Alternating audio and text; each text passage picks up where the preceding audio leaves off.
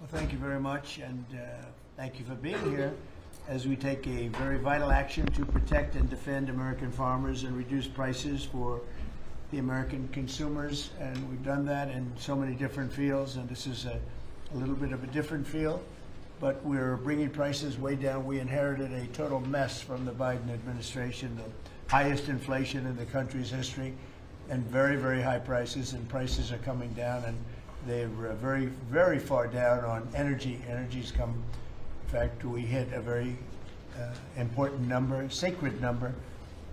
We had 3 states in the last 2 days, reported by our energy group, a group of very strong energy people, who said we hit $1.99 a gallon in 3 different states, and that's an amazing accomplishment because the gasoline prices are coming down. When gasoline comes down, everything, it's such a big category that when gasoline comes down, sort of everything sort of follows. But we inherited a mess. Affordability, but you can call it affordability or anything you want, but the Democrats caused the affordability problem, and we're the ones that are fixing it. So it's a very simple statement. They caused it, we're fixing it. And they have a tendency to just say this election's based on affordability, and nobody questions them, John. You know, nobody says, "Oh, well, what do you mean by that?" But they just say the word. They never say anything else because they caused the problem, but we're fixing the problem.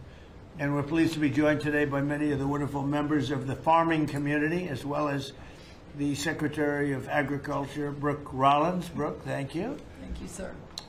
Treasury Secretary Scott Bessent. Thank you very much, Scott. Senator John Bozeman. Thank you, John. Good job. John Hoeven. Thank you, John. And Deb Fisher. Thank you very much. As well as Representative Austin Scott, who's been with us right from the beginning. Thank you, Austin. Good job. I'm delighted to announce this afternoon that the United States will be taking a small portion of the hundreds of billions of dollars we receive in tariffs. We are making a lot of money from countries that took advantage of us for years. They took advantage of us like nobody's ever seen. Our deficits are way down because of tariffs. I guess because of the election. Because without the election, you wouldn't have tariffs. You'd be sitting here losing your shirt. But we're taking in billions. We're really taking in trillions of dollars, if you think about it, Scott, because the real number is, you know, when you think of all the money being poured into the country for new auto plants and all of the other things, AI. So what we're doing is we're taking a relatively small portion of that, and we're going to be giving and providing it to the farmers in economic assistance. And we love our farmers, and as you know, the farmers like me, because you know, based on voting trends, you could call it voting trends or anything else, but they're great people. They're the backbone of our country. So we're going to use that money to provide $12 billion in economic assistance to American farmers. $12 billion is a lot of money, Meryl. What do you think? Peanuts for you, though, right? Peanuts. She's a farmer of rice. This relief will provide much-needed certainty to farmers as they get this year's harvest to market and look ahead to next year's crops, and it'll help them continue their efforts to lower food prices for American families. And again, we inherited something that we inherited the worst inflation in the history of our country, and we're taking care of it. Farmers are an indispensable national asset, part of the backbone of America. I've always felt it so strongly. They're so important. Unfortunately, under sleepy Joe Biden, he's a sleepy guy, our farmers were crushed by the worst inflation in modern history and crippling restrictions on energy, water, and countless other necessities for farmers. And what they did to the farmer in terms of putting the brakes on was just absolutely unacceptable. In my first term, we had an agricultural trade surplus by a lot. We had a big surplus, meaning that we were exporting American agricultural products all over the world, making a net profit, and in many cases a very substantial profit. He came in and ruined it. Biden turned that surplus into a gaping agricultural deficit that continues to this day, but we're knocking it down. It's starting to go very good. In fact, China, as you know, is buying a tremendous amount of soybeans, and the number, I spoke with President Xi recently, very recently, and I think he's going to do even more than he promised to do. So I think the relationship is a very good one. I think he's going to do more than he promised to do, and what he promised to do is a lot. So we're very happy with that. In the last year, Biden bankruptcies rose by 55%, having to do with farms. So farm bankruptcies under Joe Biden went up 55%. That's not good.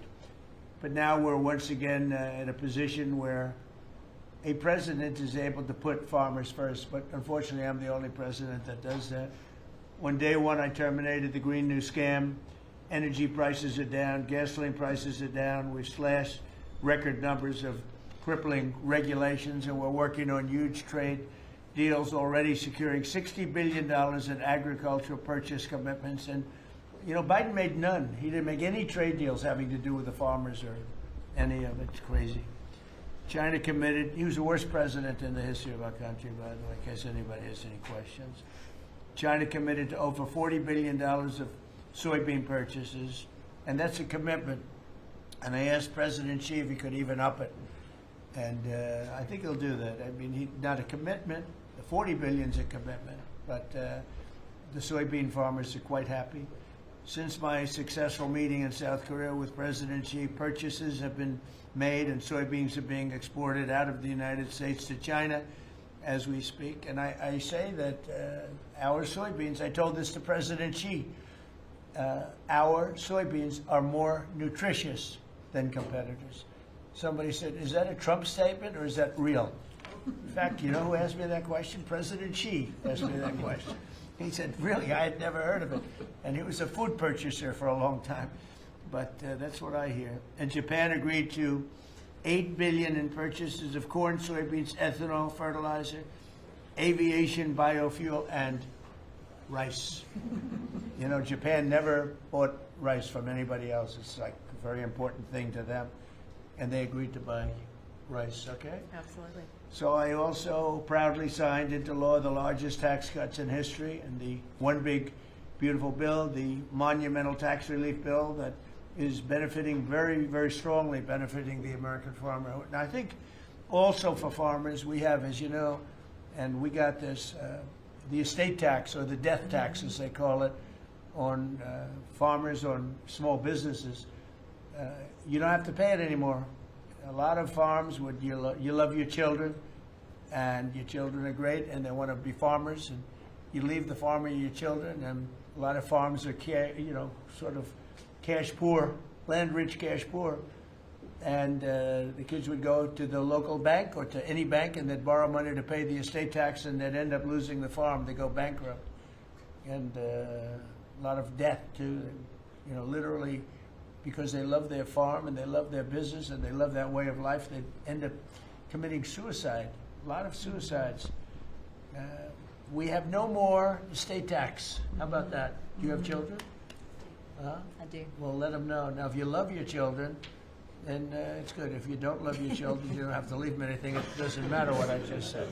They're still young. I still love them. I have a feeling you love them. I still love them. I have a feeling you love your children. But the estate tax is a very big thing, so you don't have estate tax.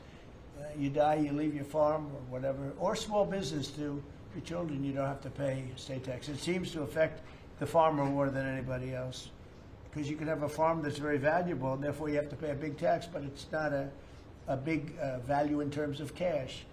Maximizing domestic farm production is a big part of how we will make America affordable again and bring down grocery prices for American families. And again, these are prices that we inherited.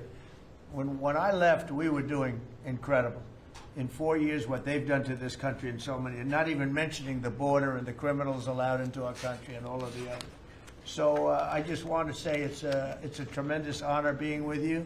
I'd now like to ask Secretary Rollins to provide some of the details, followed by Secretary Bessent, Director of the National Economic Council, Kevin Hassett, Senator Bozeman, Representative Scott, and then we go to a couple of the farmers' representatives, but we'll all get involved a little bit. You can speak. Anybody is shy to speak in front of the press, and I don't blame you.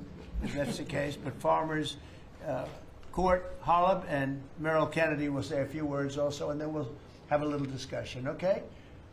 Madam Secretary. Thank you to the greatest boss in the world for a long time now. It's just an honor to be here. I'm going to keep my comments very short because I really want to make sure that you and the world gets to hear from our farmers. So a couple of quick points. Number one, this country and our farm economy is facing a crisis that we inherited that most of these farmers have not seen in their lifetime. Profitability is down. It's just one crisis after another. When we came into office, sir, when you did and you were sworn in on January the 20th, as you mentioned, not one new trade deal had been struck in 4 years. The cost of inputs for our farmers, fertilizer up 36%, manual labor up 47%, interest rates up 73%. When you combine the cost of inputs for our farmers married to no new trade deals, and then you're facing an administration whose priorities were DEI, climate change, putting the farmer aside. I mean, it was an absolute war on agriculture and on our rural communities. That all changed on January 20th. So as, sir, we are working, and you have been just so resolute. I mean, these are our people. Rural America is the fabric of our country. This is the way of life that preserves the American dream for the next 250 years as we celebrate the first 250 years. So we began to go to work immediately. What these elected officials sitting across from us did with the One Big Beautiful Bill, with a lot of help and direction from you, was the largest investment in rural America in any of our lifetimes. We will begin to see that effectuated next year in 2026. As we have fought to bring input costs down, you have talked about, and even this weekend did an executive order, signed one, on looking into the reason that so much of these costs have been driven up over and over. Equipment, again, fertilizer, seed, et cetera, et cetera. We have to make sure we understand why that is. And then the continuing of the additional trade deals across the world. And no longer will America be held and beholden to the regime of other countries' tariff infrastructure. Instead, we are moving our products out across the world.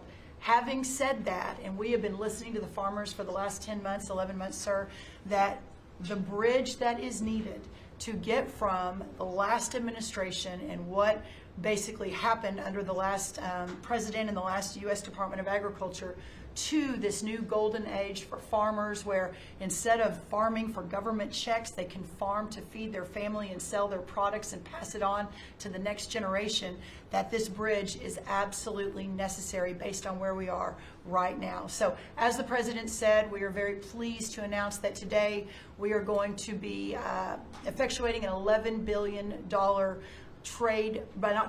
bridge payment to our farmers.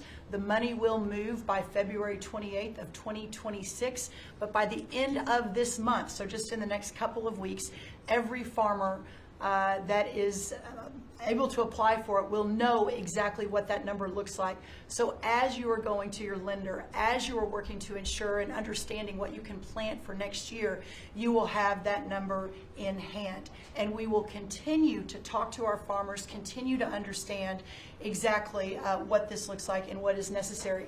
The final thing I'll say is 12 billion. Well, we're holding $1 billion back. So today we are announcing $11 billion. We are holding $1 billion back just to ensure that we are covering. So today's announcement covers all of our row crops, but some specialty crops and others that we are still working with to best understand where they are in the farm economy and ensure that we're making every forward-moving position that we need to. And then finally, as we move to this new golden age for agriculture and for rural America, as we continue to fight for these farmers and ranchers, their way of life, and those that are represented here represent hundreds of thousands of farmers across this country. Just know that this president, I have never been around anyone who every time we talk, he asks, how are my farmers? Every single time. So we will never stop fighting. We will make sure that we're doing everything we can to ensure the next 250 years is just as bright, if not brighter, than the last. So thank you, sir. Brooke. Thank you. And this money would not be possible without tariffs. The tariffs are taking in, hundreds of billions of dollars, and we're giving some up to the farmers because they were mistreated by other countries for, I don't know, maybe right reasons, maybe wrong reasons. They weren't. They were trying to show us something, and it's really worked out really well.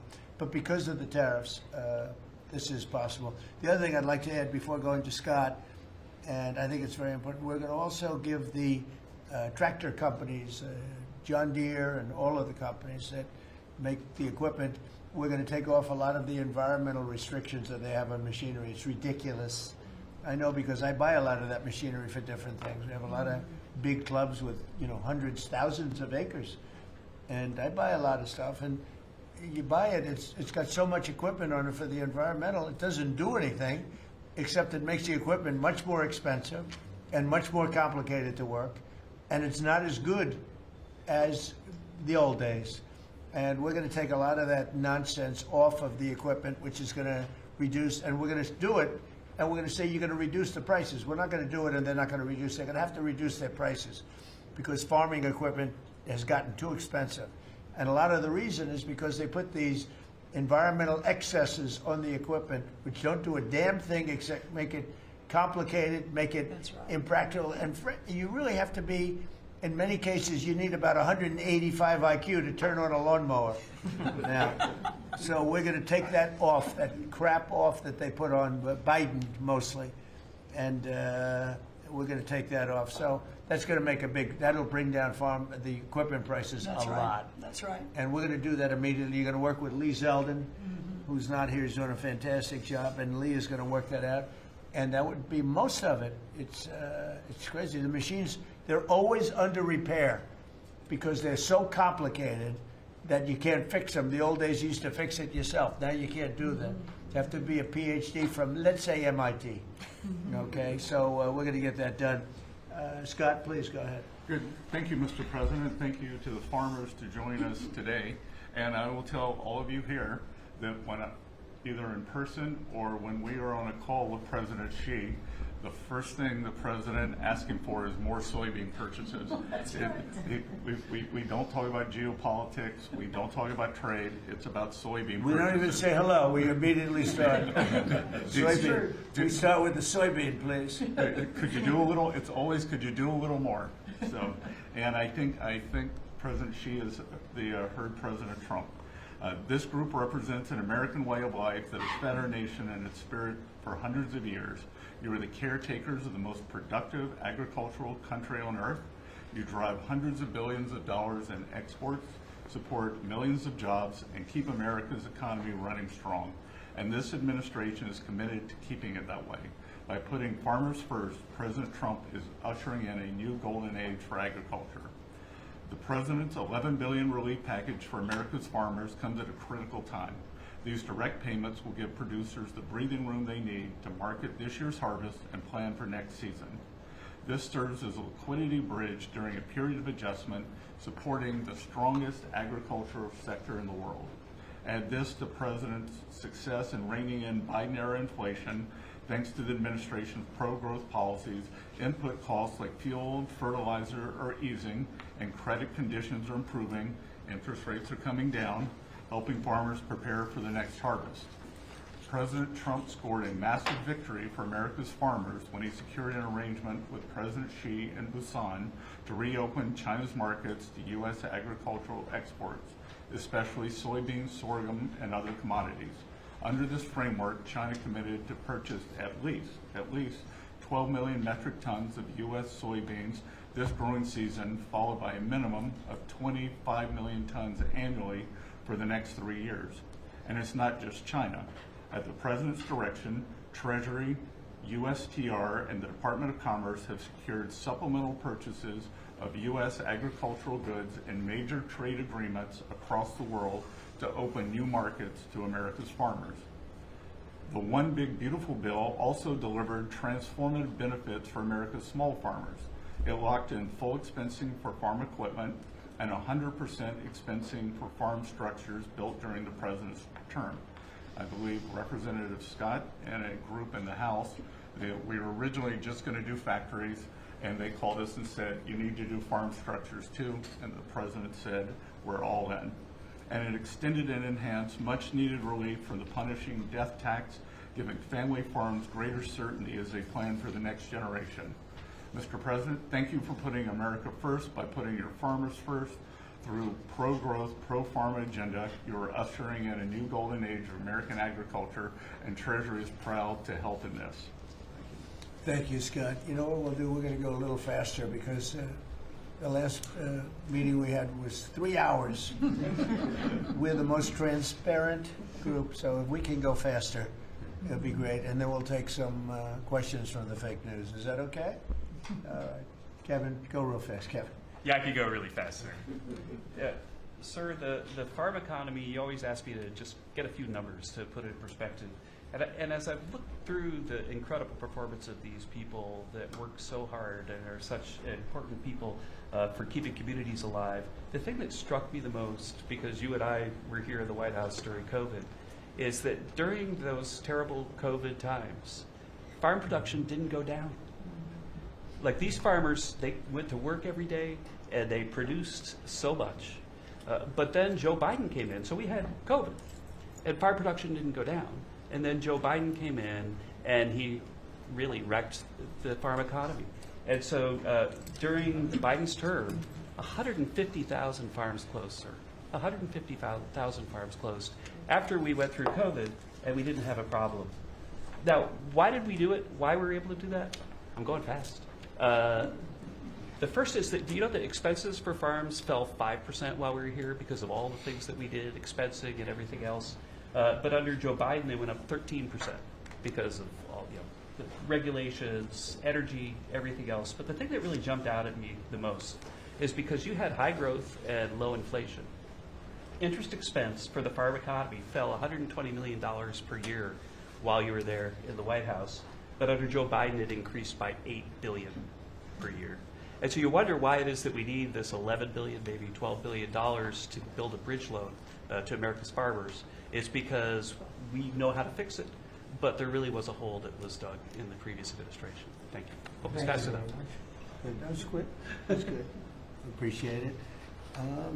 Senator, please. Yes, sir. No, thank you so much. Thank you for convening us this great announcement and all your hard work for farmers. I think I was reading the clips, I think yesterday you talked about, Mr. Secretary, about farmers needing certainty, and which is so true. This bridge note is one of those things that provides certainty. I also, as I was reading that, thought to myself, the one thing that farmers can be certain of is the fact that you've got their back, and you proved that through the years in the last administration and now this. I was giving a presentation to the Senate a while back, and I was talking about us having the cheapest, safest food supply of any place in the world. It's not just about the farmers in rural America. And so Marco Rubio was sitting by me prior to coming over here and becoming the great Secretary of State. But he punched me and said, "John, always remind him," he was head of the Committee on Intelligence. He punched me, he said, "Always remind them, food security is national security."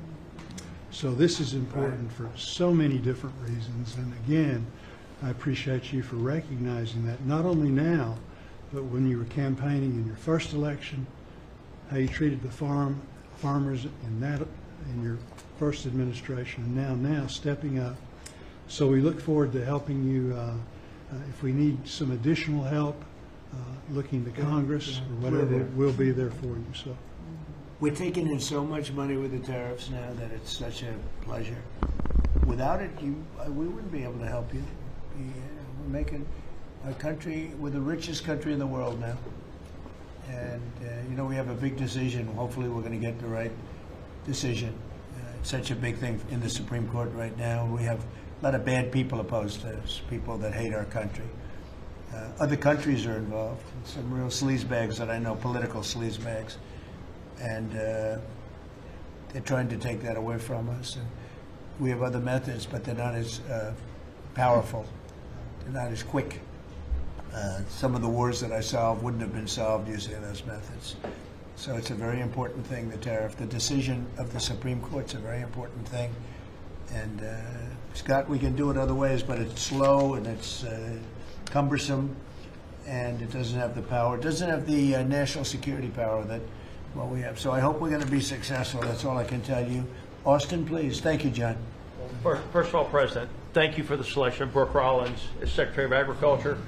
That was a big first step. You want to keep her? Absolutely. Can I Absolutely. butt in and second that? She's, not only her, but her staff does a tremendous job. I agree. And, Remember we eggs? do Remember we came in and all she does. Absolutely. the people in the media, I'm going to be nice, people in the media were 3 days into offices, you right? They're saying egg prices are up like 90% more than that. And I said, I just got here. I didn't know about it. I just anyway. She got those prices down to below what they were before. She's doing a great job. Now beef is starting to come down, and some other things are starting to come down. Again, we inherited these problems, but we're getting them down. Go ahead, please. She's a Austin. fact-based decision maker, and the egg issue is where I learned about her. She said, we're not going to use a vaccine that doesn't work. We're going to develop a vaccine that does. Right. And that is 100% what it takes. And so we have to make decisions based on facts. And President Trump, the trade issues, I want to thank you for exposing what other countries are doing to us. Yep. I want to mention one specifically for the benefit of Kevin and Scott. I hope they're paying attention to it, but the European Union deforestation regulation, where they are imposing on our landowners rules that were established for Brazil, and now they're telling the American farmer what they can and can't do on their own land through this European Union deforestation regulation. Now, what does it tell? Explain that. They are telling the American farmer that if their timber is cut and they are going to use that land for pasture land or for production agriculture, that they will not take the timber or the byproducts from the sale of that timber. And I have talked with James a little earlier about we need to make it clear to Europe, Mr. President. If you could give me a 2-paragraph statement on that, I will give that to them, and they will do what they have to do. Yes, sir. We're always helping them, and they do this kind of stuff. And they pass little regulations that cost billions of dollars. It takes them 2 minutes to do it. They do it. Very tough. No good. You give me a couple of paragraphs. That's all. We don't have to do a lengthy study, and I'll get that changed fast. Okay? Thank you very much, President. We love you. It's incredible. It's incredible. I mean, every day it's something else. A country that can't feed itself doesn't know what freedom is. And so thank you for making sure that our farmers have the tools that they need so that we as a country can feed ourselves. Well, just what you said to me about, the European Union. Now, that guy's the European Union, right? We have to be able to act quickly with tariffs. We can't just, go to a committee, go to a study that takes 7 months and talk. We got to be able to act quickly. So thank you very much. Thank you. John? So, thank you. I think that's the message from Farm Country is thank you very much. In the Working Family Tax Relief Act, or as my young staffers call it, OB3, there is a tremendous amount for farmers and ranchers. You mentioned the credit as far as estate tax, which is so important. You analyzed it just right. But also in there, we enhanced ARC and PLC, which is a countercyclical safety net, thanks to the strong leadership of Senator Bozeman and our colleagues in the House. But we also included the Farmer Act, which was my bill to make crop insurance more affordable. These tools will kick in next year, Mr. President, in a big, big way for our farmers, big time. And people aren't even really looking at it yet, but it's going to be a very big deal. So today is all about bridging to get there. And I want to thank Secretary Bassett and Jameson Greer. They're tremendous, and they're negotiating hard out there for farmers and ranchers. And I know it's because you're setting the tone. But this is that bridge, and so we need to come back to Secretary Rollins. Thank you. Your leadership on this was vital. And Mr. President, you're right, they love you in Farm Country out there. All you have to do is drive out and see the flags and signs all over the field. on the hay bales, right? It's a great honor. They're great So, people, the best people. This is really important. Really important for our farmers and ranchers. Thank you very much. You're doing a great job too, John. Thank you. And whatever we need, we get through the Senate, we get through the House, we'll get it done. I think we'll start maybe with Court Holub, and you come from Yeah. a place that I'm very happy with. I hail from the great state of Iowa. I'm surrounded here by some of the greatest farmers in the area and from across the country. Anything from rice farmers, we've got all sorts of cotton farmers, everything. Everything is here represented so well. And first off, from me, I want to say thank you for this bridge payment. It's Christmas early for farmers. And just to kind of have an icebreaker here for the story, I've got a 2-year-old little boy at home. 2-year-old little boy and a 4-month-old little girl. And the other day I was reading my little boy a story at night, putting him to bed, and he said, "Daddy, I don't want Santa Claus to come to our house for Christmas. I want President Trump." and I think, Mr. Trump, I think you brought Christmas to farmers. With this bridge payment, we'll be able to farm another year, help us get by. It's such an honor to be here with you. I lost my grandfather and our hired hand in 2002 in a farming accident. And he instilled in me at an early age to love the land, to take pride in what we do. Was that a machine accident? It was a machine accident. And it gets in your blood to farm. It's in our blood. Despite what happened, I want my 2-year-old to farm. I want my 4-month-old daughter to have an opportunity. And what you're doing here in DC is working. You have a backbone to stand up to other countries for trade. You're getting things done. Tax provisions. I'll be able to potentially pass on a farm to my children because of you. Ethanol. You're working for ethanol, trying to get E15 year-round. We're dealing with California, Prop 12.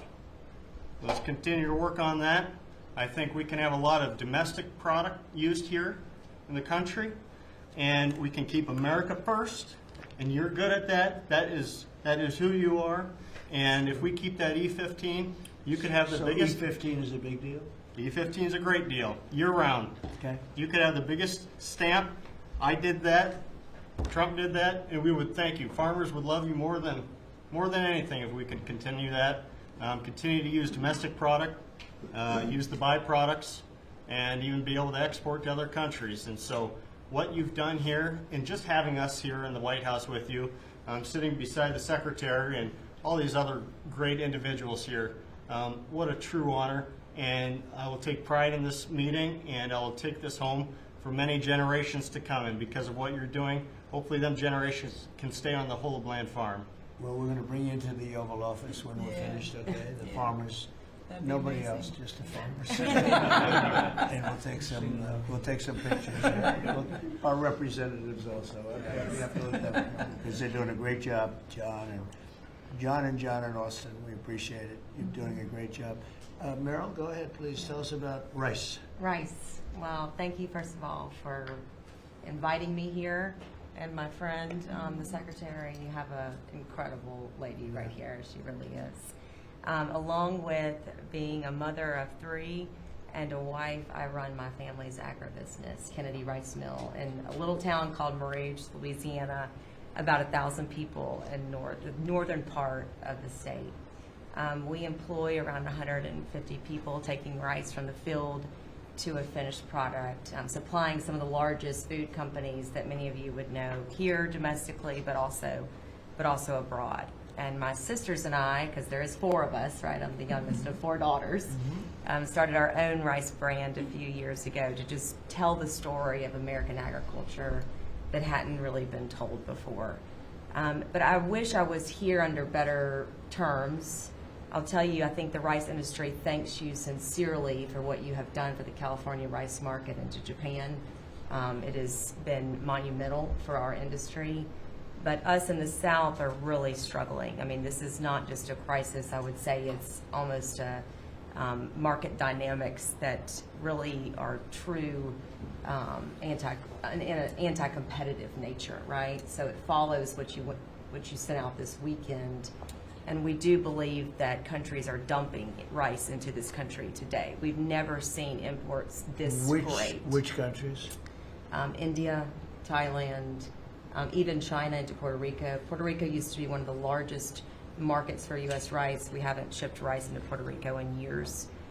So this has been happening for years. This didn't start during your administration, but unfortunately, we're seeing it in a much bigger way now.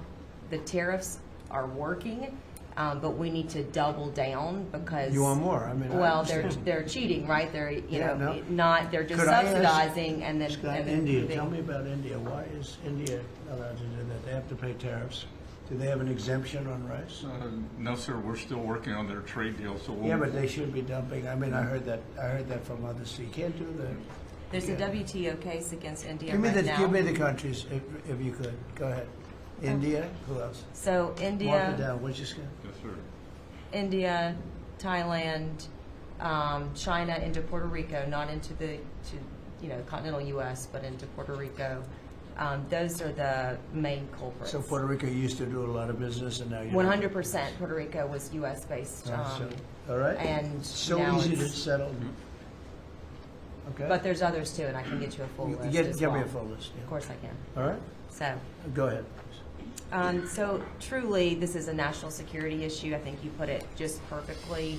And so I want for all of us in the room to know that rice is more than just a commodity. It's a currency in many of these And countries. you love rice, right? I You love it? rice. Yes, I'm going to get you to love rice too. You know, the next time you're not going to have a button for a Coke, you're going to have a button for a rice. You know? But The farmers our- love what they do. yeah, That's our, true. Well, our farmers can feed this nation and many nations abroad, but we need fair trade, not free trade. And so we appreciate what you've done today. We appreciate what you did in the big, beautiful bill. I mean, my word, you really changed reference prices. And, we're hopeful that we can even move that further. I know that rice prices right now are the lowest they've been in over 40 years. So we're going to struggle. We're going to max out on our payments probably. So that's something that I know those in Congress can potentially help us with to change. But again, we appreciate everything you're doing. That's solved so quickly with tariffs to these countries that are illegally shipping. It's solved. Your problem is solved in one day. That's why we have to win the Supreme Court case. In one day, that problem's solved. It's so unfair. They go out of business. They put everyone out of business. That's what they did to our car. We lost more than 50% of our car industry because of that. We lost our chip industry. Went to Taiwan because of that. If you had a president that said, no, you can't do that, it's 100% or 200% tariff on chips if you make them outside of the United, we would have never lost our chip industry. But we're going to have 40 or 50% of it back very shortly because they're all coming in now from Taiwan. They're building chip companies. But it's the same thing with rice. Thank you, Dawn, Yeah. very much. Thank Really you. nice. Well, it'll be good. We'll Thank you. get it solved very quickly. We just need the countries. We just give us the names of the countries. Yeah. Tariffs They again. own the It largest solves the brands. problem in 2 minutes. Yeah, they've bought the largest brands at retail too, right? So they have an incentive to subsidize their products so that they can keep it on the Yeah, shelf. who did that? The Indians own the two largest brands. All right, then we'll take care of it. It's Thank very, you. it's so easy. So, do you have any questions? Yes, President Trump. How about keeping it on farming? Well, your team As answered opposed all of to my questions boats. on farming, but I do Something, have yeah. Do you have a farm Mr. question? President, In the interest of affordability with this aid package, I assume that that's something you want consumers to see before midterms next year. How quickly will that affect prices at the grocery store? Well, I think the prices are going to be going down already. I mean, the prices are way down. We brought prices way down from what it was. We inherited high prices. We inherited the biggest inflation in the history of our country. That means prices going up. And we brought it down very substantially. Now inflation is essentially gone. We have it normalized, and it'll go down even a little bit further. You don't want it to be deflation either. You have to be careful. But we brought it way down. We had inflation that was the highest in the history of our country. They say 48 years, but I say the history. 48 years is pretty bad too, right? So we're solving those problems. We're bringing them way down. Yeah. Would you consider MAHA incentives for farmers that go by MAHA guidelines? Well, a lot of the farmers like those Baja guidelines, yeah. So, I mean, they do. We like Baja. How do you feel about Yeah, that? let me answer that. So this is another reason, I didn't mention it, but this is another reason I think that what we're moving into is a golden age for agriculture. As Secretary Kennedy and I, and across our cabinet with the president's leadership, focusing on making America healthy again, the undergirding foundational effort in that is our agriculture industry. It is our farmers and our ranchers. So as the new dietary guidelines come out in early January, where USDA alone spends $400 million a day on nutrition programs, that's a whole other SNAP, fraud, et cetera. But when you think about what a market mover that is, as we begin to move the market toward more locally produced, American-made, healthier products, closer to the schools, the hospitals, et cetera, you again begin to open up so much of the market for the great products produced by these farmers instead of ultra-processed foods out of a box. So there's a lot that's going to be coming on that as well. I'm really Mr. excited. President, I have a question. It's not related to farming, but if you'll entertain, I'm Kara from Lindell TV, Kara Cashnova, and I'm not fake news, just so you know. And everybody's talking about the pipe bomber over the weekend, the suspect that was taken into custody. I reported on Biden's kangaroo court for 4 years, and this is an important question to me. Everyone knows that J6 was a Fed's direction to set you and your supporters up. So my question is, what's your gut instinct about the new pipe bomber suspect taken into custody? Does your instinct tell you that he acted alone? And also, Mr. President, how do you feel about the lead prosecutor on the pipe bomber case? Jocelyn Ballantine is the same prosecutor that allegedly asked the J6er to lie to frame you for J6 when you did nothing wrong. What are your Yeah, thoughts? well, thank you. I really appreciate that question. It's sort of a statement, and I appreciate it very much. Jocelyn is being looked at. They all have to be looked at. What they're doing is so bad. This was a whole Democrat hoax. The whole thing was a Democrat hoax, and it's all being looked at. Appreciate that. Is this the final aid package, Mr. President, or is more expected? Is this the final aid package? Farm aid It package? depends on where we go. China's buying a lot. Other countries are buying a lot. And, you know, the interesting thing about the farm, they don't want aid. They want to just have a level playing field. No, please. I've seen that more with farmers than anybody else, any other industry, right, Deb? Right. We've seen it more with farmers where I've had meetings like this, and primarily in the first term, and we did a great job. We turned it around. This is going to be the golden age. But the farmers don't want aid. They want to have a level playing field, because if they have a level playing field, they'll do better than anybody else. They're better than anybody else. Our product is incredible. Our machinery is incredible, right? I mean, we do have the best machines. It's a very big statement I made, though. The environmental excess that we have put onto our tractors and all of our machinery. Do you all agree with that, by the way? You don't know. It's got to go. It doesn't do anything except make the machines break all the time. Yeah. And I must say, I like to buy old machinery. I said, buy old, Yes. because it's better. The new stuff is terrible. It never works. Never works. Mr. President, you said that you would Here have we go. Listen to Mr. this President, one. you said you would have no problem with releasing the full video of that strike on September 2nd off the coast of Venezuela. Secretary Hegseth I now didn't say says that. That's, you said that. I didn't say that. This is ABC fake news. you said that you would have no problem releasing the full bit. Okay, well, Secretary Hegseth. No, whatever Hegseth wants to do is okay with me. He now says it's under review. Are you ordering the secretary to release that full video? Would you Whatever like he to see that decides there? is okay with me. So every boat we knock out of the water, every boat, we save 25,000 American lives. That was a boat loaded up with drugs. I saw the video. They were trying to turn the boat back to where it could float. And we didn't want to see that, because that boat was loaded up with drugs just like everything else. But every boat we shoot down, and I don't know if you know, we're 92 or 94% down in drugs coming in by the sea. And we're trying to find who are the 6%, because I don't know, people aren't liking to drive boats right now loaded up with drugs. But every single, think of that, every single boat we shoot out, on average, we save 25,000 American lives. Do you feel okay about that, Court? Keep us safe. Okay, I know my man. What about you, Bill? Are you okay with I'm that? totally fine with Are you that. committed to releasing the full video? Didn't I just tell you that? You said that it was You're up the to most Secretary Hegseth. obnoxious reporter in the whole place. Let me just tell you, you are an obnoxious, actually a terrible reporter, and it's always the same thing with you. I told you, whatever Pete Hegseth wants to do is okay with me. And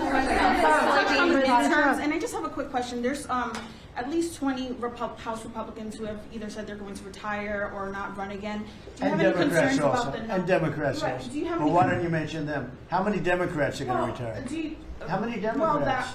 Well, that's what I was going to No, ask. no, Do but you why have don't you any tell me the number of concerns? Democrats too? You Well, tell are me you about. concerned about the narrow margins? And No, I'm not Congresswoman concerned. I think we're gonna do Elise well. Stefanik is among them, and, We will have the NASA greatest candidate economy. Bruce Blakeman, who you know as well, is considering running for We're going to have the governor. greatest economy in history.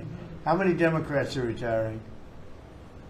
How come you only know the Republicans but not the Because Democrats? I came prepared to ask you a question No, about. no, you're the head of- unprepared because you should know the Democrats. You're totally unprepared. Go ahead. Well, can I ask a quick Who are follow-up you with? about? Who are you with? I'm with New York Newsday, and I also have a quick follow-up. Congresswoman Elise Stefanik is among those who is running for She's New York great. governor. She's great. Bruce Blakeman, who you also know. He's is now also protect- great. Are you planning on making any Well, I'll endorsements think or about having it, any but choices? he's great there? and she's great. They're both great people. We have a lot of great people with the Republican Party. Go ahead. Can I get back to farming? Yeah, So you, Thank you. so you talked about the profitability issue, the machinery playing a role in that. Right. And fertilizer plays another role in that. A Right. lot of that, the way I understand it, it comes in from Canada, different countries like that. What are we doing to bolster domestic fertilizer production to help make that more affordable? And then I think that will Well, transition one down of the the things, pipeline. a lot of it does come in from Canada. And so we'll end up putting very severe tariffs on that if we have to, because that's the way you want to bolster here. And we can do it here. We can all do that here. But I would say what you do, you put very severe tariffs on from coming into other countries. You'll be making your own fertilizer. Very soon. In fact, Secretary Burgum, this cabinet is so remarkable. Instead of just seeing each other every month, we're literally talking every day, multiples of times a day. But our Secretary of the Interior, I, and Secretary Besson and others, we have a whole plan in place, including the reshoring of fertilizer and the opportunity to do it in America. Having said that, we've also, per the President's guidance, issued a directive. These fertilizer companies, the seed companies, the equipment companies, all of the above, as our farmers have struggled year over year, the meat packing companies continue to make, a lot of money hand over fist, a lot of foreign owned companies. So that's why the President has been very unequivocal in saying we got to figure out why all these input costs are skyrocketing and all of our farmers are struggling, which we're going to do. So That is when a they great take, question. when and they very take important. like fertilizer out of the country, all of a sudden we don't do it anymore. Then they start charging and sending the, very high prices from other countries, whether it's Canada or somebody else. We're not going to let that happen. Okay? On the quality of foreign produce. You spoke about soybeans and how the quality here in the United States obviously is a lot better. That's what I've heard. Yeah, is the default of this administration, because that's an issue I understand with root vegetables, citrus as well. Is the default of this administration that even if it's a little bit more expensive homegrown, you will choose homegrown over cheaper produce abroad? I like homegrown. Some things we can't grow because we don't have the heat. There are some things, little delicacies or maybe not such delicacies, but they grow better in warmer climates, very warm climates actually. But for the most part, I like homegrown. Mr. President, thank you. One on this announcement and then one on foreign policy, if I may. Are you open to tapping into tariff revenue again should farmers find they need additional relief to get to that level Yeah, playing if field? we're going to make the farmers so strong, and I'm not even talking about financially, because they just want to be able to produce what they can produce, and we're going to make them so strong that it will be indeed a golden age for farmers. And then on Russia and We had it going in the first administration, and then Biden came in and ruined everything. They had no idea what they would. They did. I mean, I think they hated the farmer. I love the farmer. That's why I got 94% of the vote from the farmers. But they hated the farmers. I love the farmers. Go ahead. And then on Russia and Ukraine, obviously your administration has been having talks with each side. Given that there is no peace deal at this point, will your administration stay engaged in those talks to effort a peace deal? We just want to see people stop from being killed. We don't, as you know, Joe Biden gave them $350 billion. And I gave them nothing. I did give them javelins at the beginning and knocked out a hell of a lot of attacks. But and Obama gave sheets. Remember, Obama gave sheets and I gave javelins. But no, we have We have a great situation going over there, except for one problem. You got a lot of people dying, and I want to see that stop. So you have mostly Ukrainian soldiers and Russian soldiers. Last month, 27,000 soldiers died, mostly soldiers. A few people from the dropping of a missile in the middle of Kiev or wherever, which is a terrible thing. But mostly soldiers. 27,000 soldiers died last month. That's what I want to see stopped. We, as you know, we now sell equipment to NATO at full price, and NATO takes that equipment and probably gives it to Ukraine. I guess they could give it to others too, but for the most part, give it to Ukraine. And they're working with Ukraine in terms of distribution of equipment, missiles, etc. But we aren't spending money. What we are doing is spending time on a humane basis. We want to see if we can stop the killing of 27. It would have never happened. This war would have never happened if the election weren't rigged. If I were president, this war would have never happened. President Trump, do you support the Paramount deal that if you could pick about the soybean purchases? You've talked a lot, obviously, about China's soybean purchases. Some lawmakers from North and South Carolina have raised concern that U.S. tobacco farmers were told that China would not purchase flu-cured tobacco this year. Has that come up in your conversations at all? But we're doing well. The tobacco people, because of the deals I made, they're doing very well. But that could be, if it's the case, I can get it solved very quickly. President Trump, let us know how you settled on this $12 billion or $11 billion plus $1 more billion figure. We looked at how they were hurt, to what extent they were hurt. We did a very, steady progression of charts, and we figured out a very exact number, and it was about $12 billion. Okay? President Trump, if you had one Christmas wish for America besides making American farmers great again, what would it be? I would say very simply, I go by a statement when people ask that question. Remember that question was asked to Ted Kennedy, and they said, "Well, what are you going to do to make America great?" And he couldn't answer the question. I have a very simple: we're going to make America greater than ever before, and we're going to do it through a series of tariffs, intelligent taxes, and incentives. And our country has never been stronger. We've never had anything like coming in. We have $18 trillion coming into our country right now. There's never been anything like it. And if you ask me that, I'll say I just want to keep doing what I'm doing because there's never been anything like it's happened. Do you support the biggest number ever in history was $2 trillion, and we're at $18 trillion. This is money pouring into our country on building car plants, on building AI plants. We just want to keep doing exactly what we're doing because nothing like this has ever happened in the history of the world, not just our country. There's never been, Scott, would you say that's right? There's never been anything like the investments coming into America. Sir, this is a record year. Record year. Do you support the Paramount deal, sir? On healthcare, Mr. President, 22 million Americans are expected to see their healthcare insurance premiums start to rise by the beginning of next year. You're talking about because Obamacare is so bad? Yes, well, sir, because the Obamacare subsidies are expiring. Are you going to do because anything? Obamacare is so bad. What is the Republican plan? Are you going to let that happen on your watch? What I'm going to do is, if the Democrats go along with it, which they don't want to because they want to make the insurance companies very rich, okay? I want the money to be paid to the people to go out and buy their own health care instead of paying to the insurance companies, their stock has gone up 1,700% in a short period of time. Did you know that? 1,700. You wish your corn went up, right? But the insurance companies' stock has gone up by 1,700%, 1,800%. They're taking in trillions of dollars. I don't want to pay the insurance companies anything. And I know a lot of them, but they're owned by the Democrats. And the Democrats have, Obamacare is a setup to make insurance companies rich. And I want to pay the people, and I want the people to go out and buy their own health care. And that's what we want to do, and that's what the Republicans want to do, because Obamacare is a disaster. And I said it 5 years ago, 4 years ago, 3 years ago. It was always a disaster. It's bad health care that's too expensive for people. And now your premiums, and you said it better than I said it. You said the Obamacare premiums are going to go up. They're going way up. And what I want to do is have the money. And you know who's getting that money? A lot of it is the insurance companies. I want the people to get the money and go out and buy their own health care. And everybody wants that. Right? Okay. Mr. President, put that bill on the floor, sir. Do you have any reaction on the fine that was imposed to X by the European For what? Union? To X, to the platform X, the fine Wow, that the that European was Union pretty imposed. amazing. You're talking about, is that European Union or is it, who did that? European Union or UK? The European Commission. Whoa, that's a nasty one. Do I you don't consider know. it an attack? Elon has not called me to ask for help in that one. But no, it's a tough thing. I don't think it's right. No, I don't think it's right.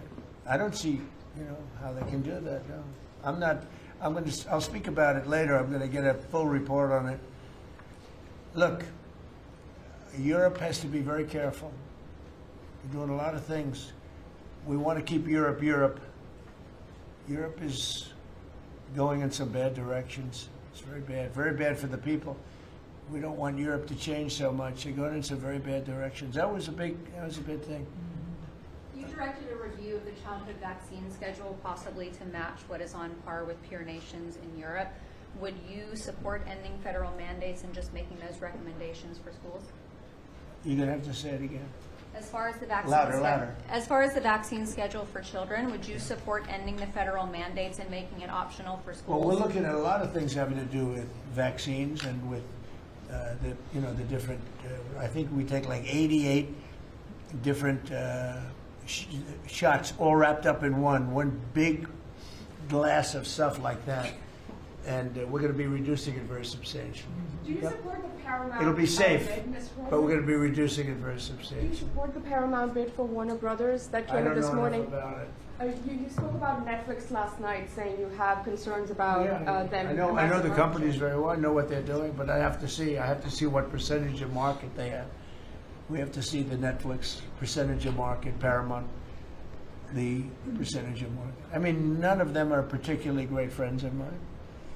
I want to do what's right. And so very important to do what's The right. Paramount deal was supported by Jared Kushner, Mr. President. Would that impact your decision? If Paramount is, I don't know. I've never spoken to him about it. He's really trying to work on Gaza. I think his primary thing is Gaza. You're making house visits on Christmas Eve, as he suggested. Does the beast need to be fitted with sleigh rails? Do you want to answer that question? Absolutely. We should put sleigh rails on the beast, yes. He is the Support same. that? Go ahead. That Republican plan that you just talked about when it comes to health care, when do you expect Republicans to put that Oh, we're on? looking at it very strongly, and we're also going to the Democrats and asking them to do it. The Democrats want to make the insurance companies rich. They're all paid off by the insurance companies. A tremendous amount of the insurance company funding goes to Democrats. Why don't you ask that question of the Democrats? Because I would love to do it. I'd love all of the money to go to the people. They go to the people. I put that out 2 weeks ago. It became #1 viral. People love it. I want the money to go for healthcare, to go to the people and let the people buy their own healthcare through an account. They can buy their own healthcare. And everybody loves it, except for the Democrats. And you know why they don't? Because they're paid off by the insurance companies. Okay, what else? Yeah, Alina Habba says she's stepping down as U.S. Attorney for the District of New Jersey after the courts disqualified her. Do you have any comment on that? Well, she's not disqualified. You've got a blue slip thing that's horrible. It's a horrible thing. It makes it impossible to appoint a judge or a U.S. attorney, and it's a shame. And the Republicans should be ashamed of themselves that they allow this to go on, because I can't appoint a U.S. attorney that's not a Democrat, because they put a block on it. So if you appoint in Virginia or in New Jersey or in California a U.S. attorney or a judge, I mean, a judge situation is ridiculous. The only people that you can get by are Democrats, because they will put a hold on it. If I put up George Washington and Abraham Lincoln to be U.S. attorney in New Jersey or to be U.S. attorney in Virginia, we have Democrat senators, they will not approve them. And this is a gentleman's agreement that's lasted for too long, and it doesn't make it, especially in light of what's going on today. It means you can't appoint a Republican U.S. attorney, and we don't play the same game with them, but they do.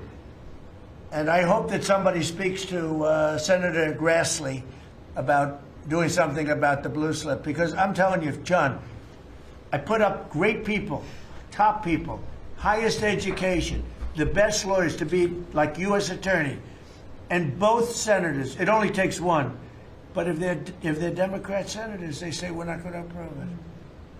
I had a couple of them say, "Why don't you appoint Democrats?" All because Senator Grassley, with his blue slip stuff, will not let anybody go by. By the way, the Democrats have violated the blue slip provision on numerous occasions, but we don't do it. And what it means is, I guess I just have to keep appointing people for 3 months and then just appoint another one. And it's a very sad situation. We're losing a lot of great people. We have about 7 U.S. attorneys who are not going to be able to keep their jobs much longer because of the blue slip. Because unless, I think I know why they did that, to protect their ass. Okay, that's why they did that. But it should be done away with. I want to be able to appoint the most highly educated, the most respected people. They can't keep their jobs because of the blue slips. Terrible. Okay, thank you very much, everybody. Thank you. The farmers, let's come into the Oval Office, all right? Deb, come on. We're going to go into the Oval Office.